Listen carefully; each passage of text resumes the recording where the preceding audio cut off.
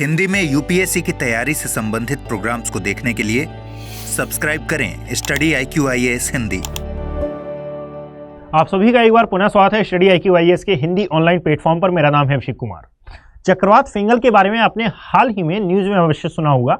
आज का ये डिस्कशन इसी बात पर आधारित है। याद रखिएगा कि परसों तक यह बात कही जा रही थी कि बे ऑफ बंगाल में एक साइक्लोन का फॉर्मेशन हो सकता है और यह साइक्लोन तमिलनाडु के तटवर्ती क्षेत्रों में बहुत अधिक जनधन की हानि कर सकता है, परंतु वर्तमान में यह उत्पन्न हो चुका है, इसका निर्माण हो गया है। हाँ, अभी यह निर्माणाधीन अवस्था में है, परंतु इसने तमिलनाडु का जो कोरोमंडल तट वाला एरिया था वहाँ के कई इलाकों को हिट किया है और इसके कारण वहाँ का जो स्थानीय जीवन है ये बहुत हद तक प्रभावित हो गया है। आप पाएंगे कि कई स्थानों पर ये विभिन्न प्रकार की अपडेट्स आई हैं जिसमें बताया गया है कि हैवी रेनफॉल, पहले बोला जा रहा था कि होने की संभावना है, परंतु अब हैवी रेन देखा जा रहा है और कई बार यहाँ पर लैंडस्लाइड्स की घटना अर्थात भूस्खलन की घटनाएं भी कई इलाकों में देखी गई हैं जो चेन्नई के आसपास वाले रीजन हैं। कई इलाकों में बाढ़ यानी कि जल भराव की समस्या भी देखी गई है। यानी कि जिस साइक्लोन फेंगल की हम परसों तक बात कर रहे थे उसने अपना प्रकोप दिखाना आज से प्रारंभ कर दिया है। अब ये साइक्लोन फेंगल हमारे लिए इंपॉर्टेंट क्यों है, सबसे पहले मैं ये डिस्कस कर लेता हूँ। देखिएगा, ये जितने भी स्थानीय चक्रवात आते हैं, चाहे वो उष्णकटिबंधीय चक्रवात हो या फिर वो शीतोष्णकटिबंधीय चक्रवात हो, ये करंट में जो चक्रवात आते हैं ये आपके एग्जाम पॉइंट ऑफ व्यू के हिसाब से बहुत ज़्यादा इंपॉर्टेंट होते हैं। आपने देखा भी होगा कि प्री पॉइंट ऑफ व्यू से, मेंस पॉइंट ऑफ व्यू से यूपीएससी में इन चक्रवातों से आने वाले क्वेश्चंस की संभावना बहुत ज़्यादा होती है। और बट ऑब्वियस है कि हम एक न्यूज़ को यदि कवर अप कर रहे हैं और वो भी यदि हम यूपीएससी के अकॉर्डिंगली कवर अप कर रहे हैं तो न्यूज़ चैनल की भांति उसे कवर नहीं करना है। हमें उसके वो पहलू जानना है जो यूपीएससी के पॉइंट ऑफ व्यू से इंपॉर्टेंट है कि भाई यदि एक साइक्लोन है तो ये साइक्लोन आया क्यों, साथ में इसका जो नामकरण हुआ ये किसने किया, और यदि किया गया है तो ये कहाँ से लिया गया, और बेसिकली साइक्लोन का नामकरण या फिर चक्रवातों का नामकरण किया ही कैसे जाता है। ये तमाम प्रकार के पहलुओं को आपको मद्देनजर रखते हुए स्टडी करनी होती है और इसीलिए कहा जाता है कि एक न्यूज़ को कवर करना थोड़ा सा टफ जाता है। कारण यह है कि उसमें से क्या कंटेंट हम निकालें और क्या कंटेंट हम छोड़ें, यानी कि क्या हमारे काम का है और क्या हमारे काम का नहीं है, यह पहचानना एक बड़ी समस्या होती है। और इसी समस्या को हल करने के लिए स्टडी IQIAS हिंदी समय समय पर आपको ये न्यूज़ से अपडेट कराता है। Exact clear? चलिए प्रारंभ करते हैं कि ये जो साइक्लोन फेंगल है इसका फॉर्मेशन सबसे पहले कहाँ पर हुआ है, क्योंकि सबसे पहले यही बात बताई गई है कि how it got the name, यानी कि इसका नाम कहाँ से आया भाई। तो इसको सऊदी अरेबिया ने नाम दिया है फेंगल और ये अरब भाषा का एक शब्द है। बेसिकली एक संस्था इनके नामकरण के लिए एक अलग से ही कार्य करती है, उसके बारे में हम कभी और बात करेंगे। अभी आगे आने वाले डिस्कशन में हम बात करेंगे। याद रखें कि ये वाली जो लाइन दिख रही है आपको, ये जो आधार रेखा है ये है कोरोमंडल तट की आधार रेखा और इसी कोरोमंडल तट यानी कि ये पूर्व से लगा हुआ है बंगाल की खाड़ी सागर के साथ, इसके दक्षिण पूर्व में यह है लो प्रेशर बेल्ट या फिर निम्न वायुदाब की पेटी और इस निम्न वायुदाब की पेटी के कारण एक साइक्लोन का निर्माण हुआ, एक चक्रवात का निर्माण हुआ और यह बना साइक्लोन फेंगल। याद रखिएगा कि इन दोनों डायग्राम में क्या अंतर है। तो ये साइक्लोन फेंगल के बढ़ने की दिशा बता रही है, अर्थात तमिलनाडु वाला कौन सा क्षेत्र ज़्यादा प्रभावित होगा इसके बारे में बात की जा रही है और साथ में ये किस एरिया तक जा सकता है इसके बारे में भी यहाँ पर बात की जा रही है। बट जब आप इसको देखेंगे तो इसके कारण ऐसा नहीं है कि भाई इस डायग्राम में जो बात बताई गई है कि केवल और केवल इस क्षेत्र को हिट करेगा तो इसके कारण केवल और केवल यह वाला एरिया प्रभावित होगा, यानी कि चेन्नई के आसपास वाला रीजन नहीं।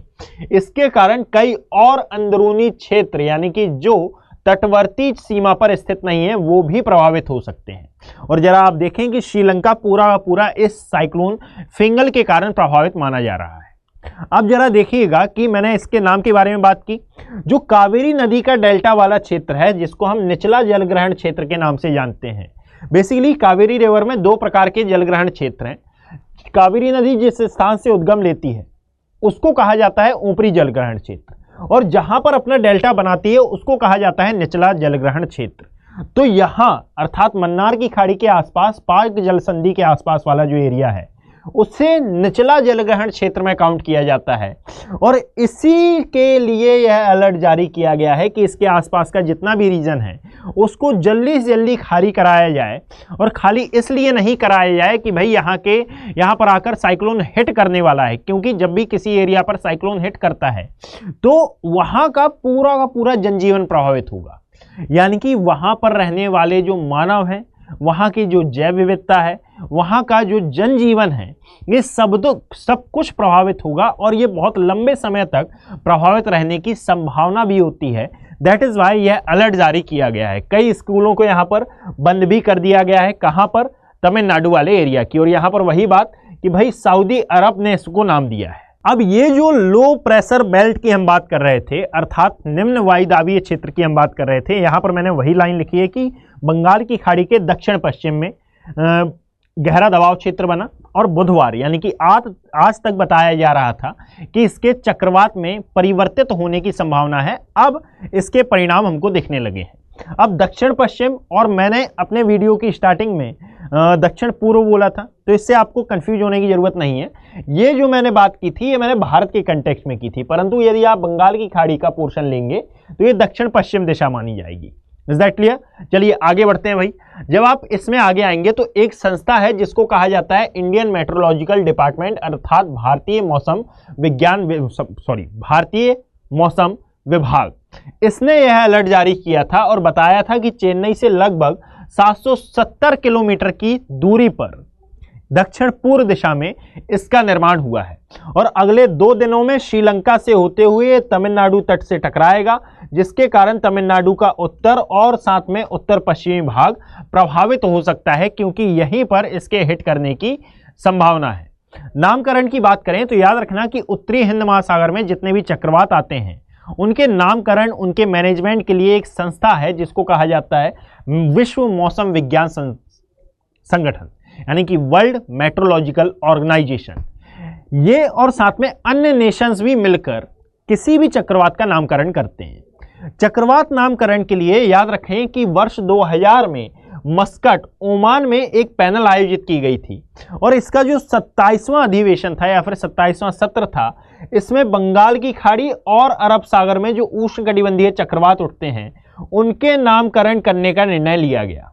और याद रखिएगा कि इसमें जो प्रारंभिक अवस्था थी, इसमें शुरुआती समूह में केवल और केवल 8 देश शामिल थे, परंतु वर्तमान में समय के साथ साथ इसमें 5 देशों को और शामिल किया जाता है और वर्तमान में इसमें भारत भी है, श्रीलंका भी है, बांग्लादेश, म्यांमार और सऊदी अरेबिया को भी इसमें शामिल किया गया है।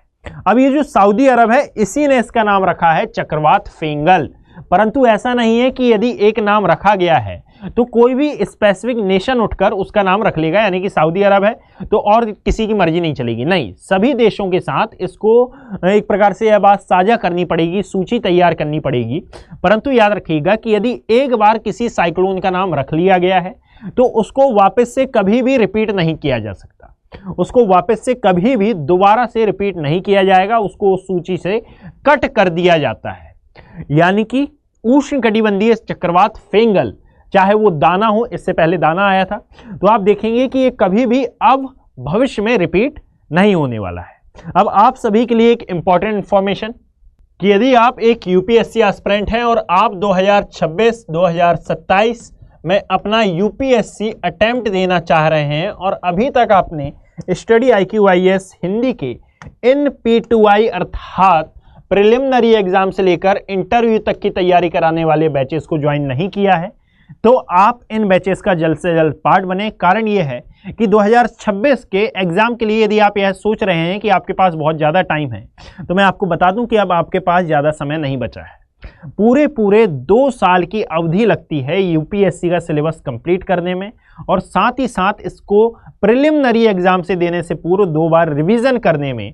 इसीलिए मेरा आपको एक सजेशन रहेगा कि आप इन बैचेस का पार्ट जल्द से जल्द बने और यदि आप AKV लाइव कोड का यूज करेंगे तो इनमें आपको मैक्सिमम डिस्काउंट भी दिया जाएगा। अर्थात यदि आप 2027 के यूपीएससी एस्पिरेंट हैं तो आपको AKV लाइव कोड के साथ ये बैचेस 34,999 रुपए, और 2026 के यदि यूपीएससी एस्पिरेंट हैं तो AKV लाइव कोड के साथ यही बैचेस आपको 28,999 रुपए में प्रोवाइड कराए जाएंगे। अब यदि आपको किसी प्रकार की कोई भी शंका, किसी भी प्रकार का कोई भी संशय होता है तो आप मेरे सोशल मीडिया हैंडल से भी ज्वाइन हो सकते हैं। जैसे जब आप इंस्टाग्राम में देखेंगे तो वहाँ पर ज्योग्राफी बाय अभिषेक कुमार के नाम से, अभिषेक बोहरे के नाम से सॉरी, और जब आप टेलीग्राम को देखेंगे तो वहाँ पर अभिषेक कुमार ज्योग्राफी के नाम से मैं अवेलेबल हूँ। आप यहाँ पर मुझसे अपने डाउट्स भी शेयर कर सकते हैं और इन संबंधित वीडियोज़ की PDF भी प्राप्त कर सकते हैं। धन्यवाद। हिंदी में यूपीएससी की तैयारी से संबंधित प्रोग्राम्स को देखने के लिए सब्सक्राइब करें स्टडी IQ IAS हिंदी।